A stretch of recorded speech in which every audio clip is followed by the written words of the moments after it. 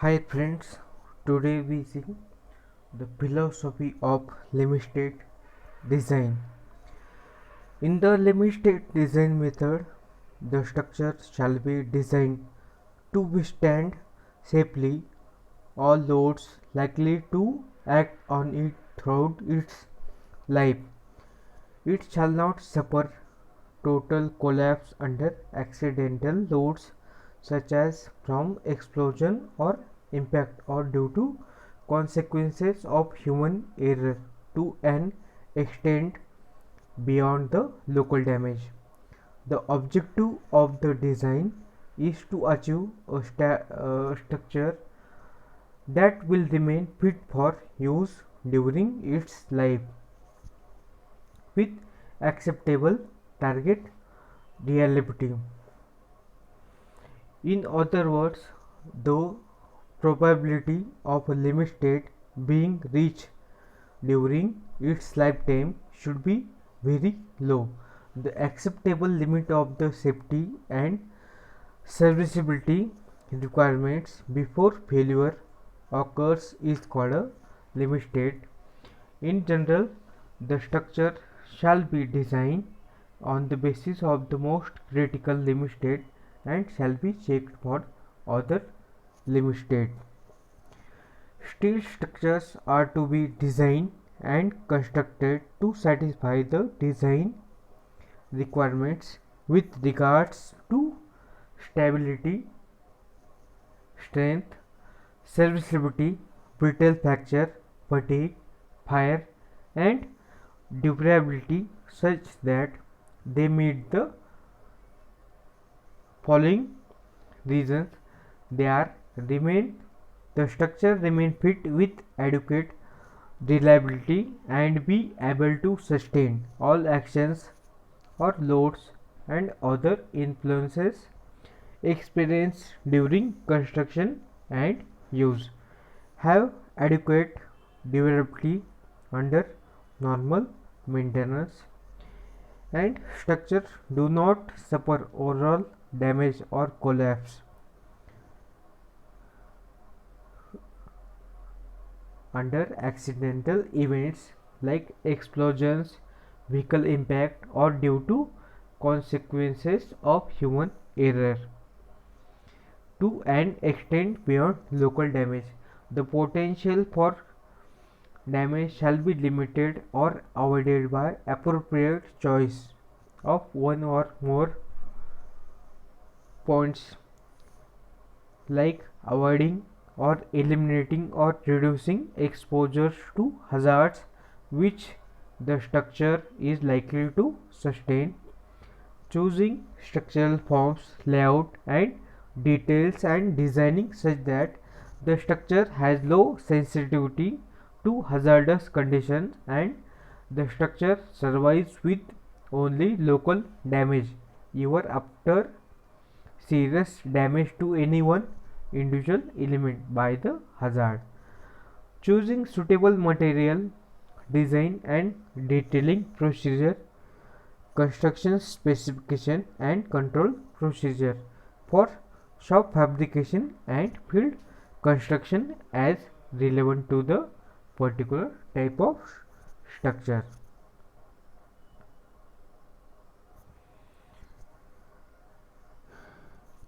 Types of structural steel. The types of structural steel under preview of IS 800 2007 are mild steel and high tensile steel, which conforms to IS 2062. There are different grades, compositions and classification of structural steel produced in India. These structural steel products conform to IS 2062 and other Indian standards as well. They are explained in table number 1 of IS 800 2007. Rolled steel sections and hot rolled plates are structural steels referred to IS 800 For thin cold formed sections, the codal provisions of IS 800-2007 do not apply. Structural design using light gauge cold formed sections need to comply with the recommendations of IS 801-1975. Now let's see the stress strain curve for mild steel under uniaxial tension. The prime characteristic of mild steel are its ductility and tenacity. Ductility is the property by which a material, when stress, can be drawn in a wire of the smallest diameter. Steel is capable of undergoing tension even after its yielding. A true stress strain curve is shown in the figure. Under uniaxial tension, in which the line OA is elastic stage or elastic range. Point A is limit of proportionality. Point B is upper yield point. Point C is lower yield point. The portion C to D, the line C to D is plastic stage or plastic range of mild steel. The point D is strain hardening starting point. Point E ultimate stress point, and point F is a fracture point of the mild steel. For most structural steel, point A and B are so close that the limit of proportionality and the upper yield point are almost the same. There are two types of stress strain curve. The engineering stress strain curve is based on the original cross sectional area and gauge length to find stress and strain respectively of given mild steel, while the true stress strain curve is based on the actual reduced cross sectional area and increased gauge length at the instant of the recording. The line showing CD is a plastic stage or plastic range in which deformation continues to increase without any additional stress. Due to strain hardening, the material further gains capacity to absorb more stress. There are two important readings, that is epsilon y and epsilon st. That are epsilon y is 0.0012, that is 0.12% of yield stress, and epsilon st is strain at the onset of strain hardening, that equal to 0.015, that is 1.5% or 10 to 15 times epsilon y. The first strain corresponds to yield stress and the second is the strain at the onset of strain hardening.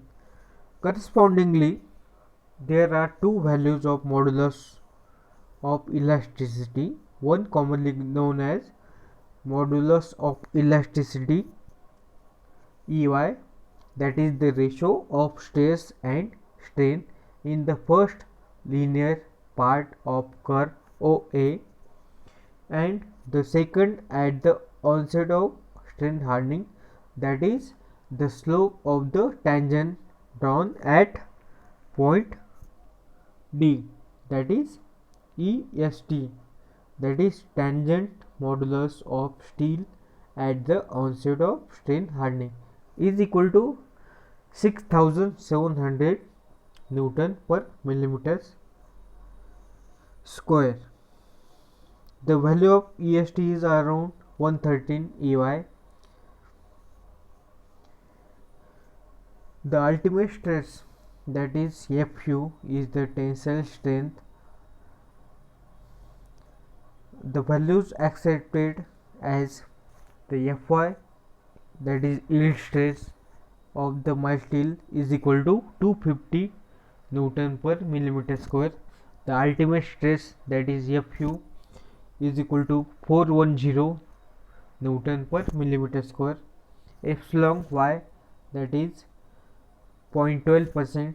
Epsilon st 1.015 or 10 to 15 times of epsilon y, and the value of E, modulus of elasticity, is 2 into 10 raised to 5 Newton per millimeter square, and value of EST is equal to 6700 Newton per millimeter square. In the plastic analysis, the curve shown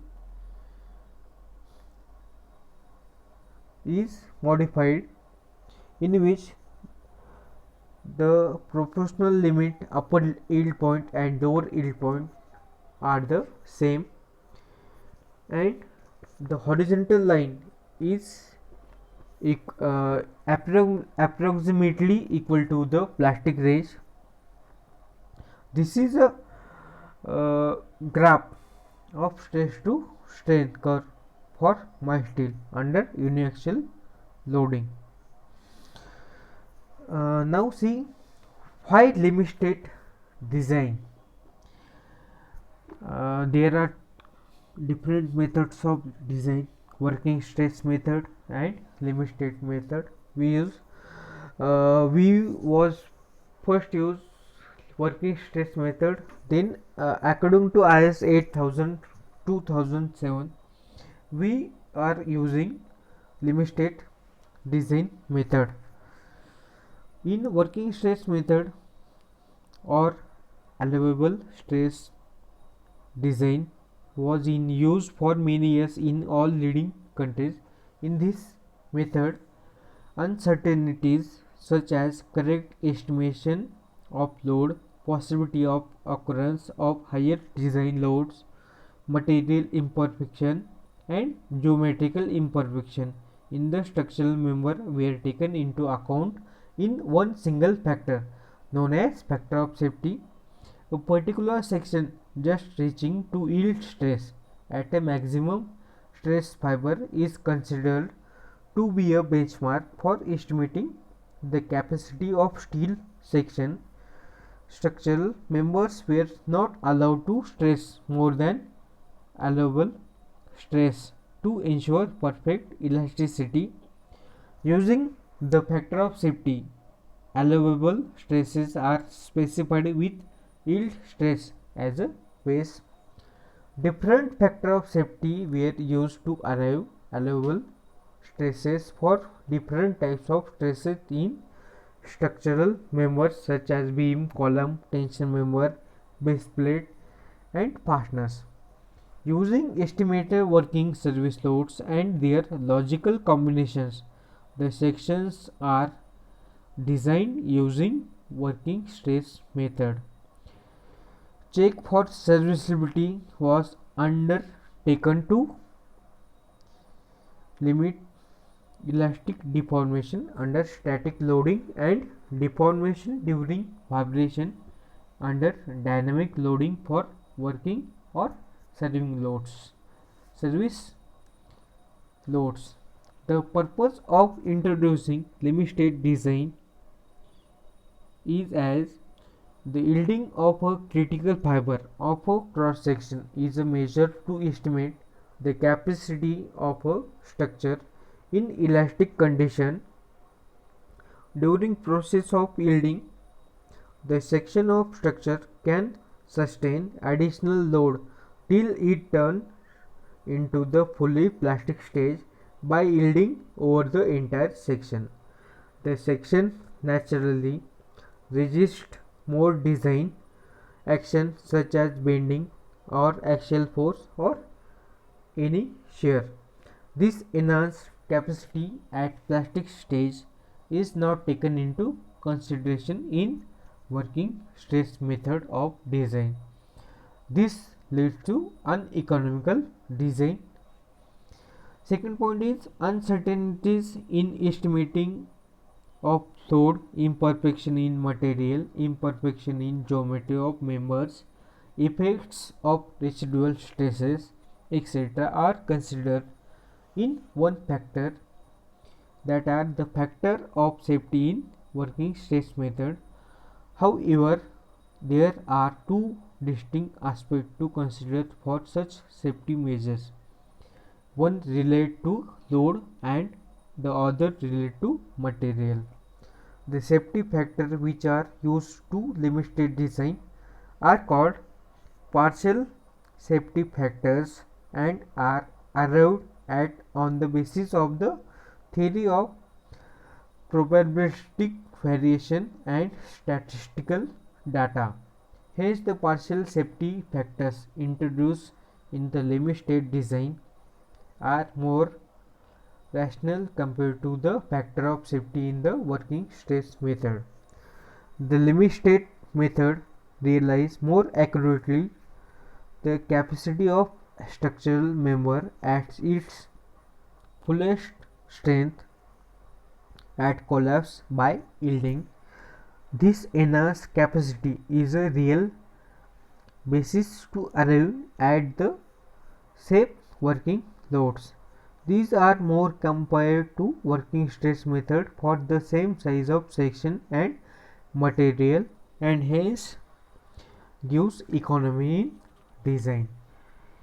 In the case of determinate structure, there is only one section which can undergo the fully plastic condition.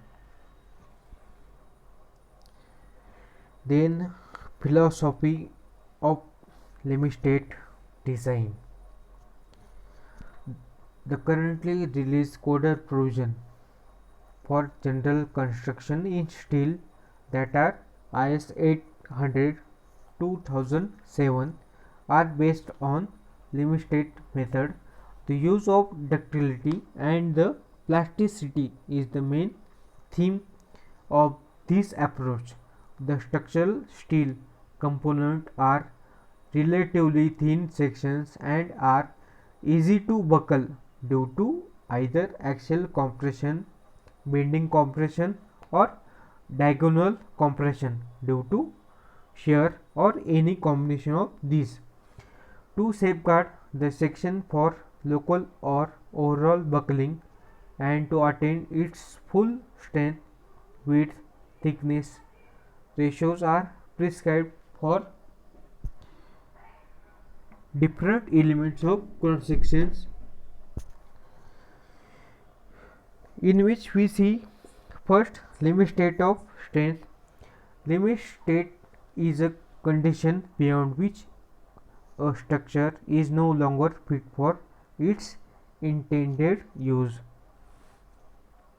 The limit state of strength is related to the explosion of possible failure of the structure and the determination of the corresponding load. The failure criteria includes yielding, rupture, buckling, instability, fracture due to fatigue, and transformation of structure into mechanism. The strength of member at limit state is estimated with due consideration of deviation of various factors affecting the strength. Deviation can involve either one or any combination on the basis of estimation of loads and analysis process. Then fabrication and erection of members, detailing such as cross sectional dimensions and length of members. Then manufacturing processes of members, material strength of members as well as fastening materials. To account for these unpredicted deviations, partial safety factors are proposed for loads are gamma F and stress in the material, that is gamma M. These values are given in IS code in table number 4 and 5. We will see in next lecture the partial safety factors used in limit state design. Second point is limit state of serviceability. The structure should be sufficiently steep so that deformations under the most adverse combination of load shall not pose danger to its as well as for other part connected to it. Noticeable deformations may not cause any immediate failure, but over a long period these may lead to failure. The limit state of serviceability is the loss of utility and safety and require remedial action. The main theme in the limit state of serviceability is the controlling of deflection under unfactored load in their adverse combinations. Under dynamic loading, as in the case of moving load on bridges, decks, gantry girders, tall structures and multi-story buildings under wind or earthquake effect, the vibrations produced should not be extremely large so as to produce tolerable deflection. The deflections are estimated by elastic analysis under working loads, and therefore the partial safety factor for load is taken as unity. The value of partial safety factor is taken as 1. The limits of deflection under different loading combination for types of building and structural member are listed in table number 6 of IS 800. We will see in next lecture. If deflections are more than the limits, camber is to be provided for beams, trusses and girders. The amount of camber is the deflections under dead load plus 1/2 deflection due to live load. In dynamic loading, the deflection should be calculated without considering the impact factor. Then next point is classification of section. This is a new concept introduced in IS code 800 as the member strength is evaluated when stresses are reached to yield stress. The cross sections of the member is to be proportional in such a way that local or overall buckling or elements of the cross section such as flange or web does not occur before the limit state of strength is achieved. In earlier codes, the outstand of the plate, that is the unsupported width, was restricted to 16 T, where T is the thickness of the plate, so as to avoid buckling at its tip. Also, the depth of the web was restricted to 85 TW, where TW is the thickness of the web. This was to control the buckling of the web due to diagonal compression introduced by pure shear. The rolled steel section are used.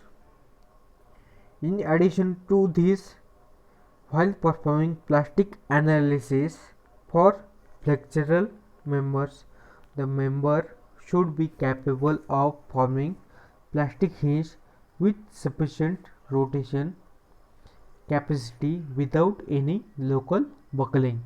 Some other aspect of plastic hinge mechanism and limit state of strain in flexural are discussed at the time of designing of flexural member. Next point is classification of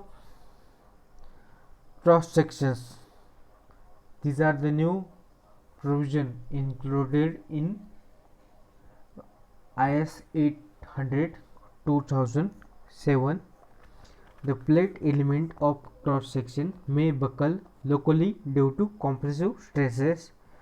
The local buckling can be avoided before the limit state is achieved by limiting the width to thickness ratio of each element of cross section subjected to compression due to axial force, moment or shear. When plastic analysis is used, the member shall be capable of forming plastic hinges with sufficient rotation capacity, that is ductility, without local buckling to enable the redistribution of bending moment required before formation of the failure mechanism. When elastic analysis is used, the member shall be capable of developing the yield stress under compression without local buckling. On the basis of this, the classes of section are defined in four types. First type is the class 1 is plastic, in which the cross sections which can develop plastic hinges and have the rotation capacity required for failure of the structure by formation of plastic mechanism. The width to thickness ratio of plate element shall be less than that of specified under class 1. Second class is compact, in which the cross section which can develop plastic moment of resistance but have inadequate plastic hinge rotation capacity for formation of plastic mechanism due to local buckling. In plastic or class 1 type of section, the cross section which can develop plastic hinges and have the rotation capacity. In class 2, cross section which can develop plastic moment resistance but have inadequate plastic hinge rotation. Third class is semi compact, in which the extreme fibers in compression can reach yield stress but cannot develop the plastic moment of resistance due to local buckling. And class 4 is in which cross section is slender, in which the element buckle locally even before reaching yield stress. The width to thickness ratio of plate element shall be greater than that of specified in the class 3, that is in semi compact.